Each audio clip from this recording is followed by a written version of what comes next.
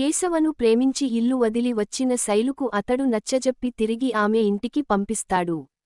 పెళ్లి కాకుండా తన ఇంట్లో ఉంటే ఇద్దరి కుటుంబాల గౌరవానికి భంగం కలుగుతుందని కేశవ స్పష్టం చేస్తాడు.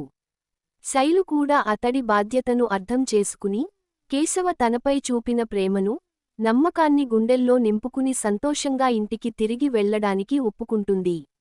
ఇంటికి వెళ్లేముందు శైలు కోసం కేశవ ఒక కొత్త ఫోన్ను కొనిస్తాడు. తమ మధ్య బంధానికి గుర్తుగా ఇద్దరూ కలసి సెల్ఫీలు దిగుతారు. ఫోన్లో తన నెంబర్ను శైలు ప్రేమతో బుస్ అని లవ్ సింబల్స్తో సేవ్ చేయడం, ఇద్దరి మధ్య సరదా సంభాషణలకు దారితీస్తుంది. శైలు లేచిపోయిందనే ప్రచారంతో ఆమె ఇల్లు ఊరంతటికీ హాట్ టాపిక్గా మారుతుంది.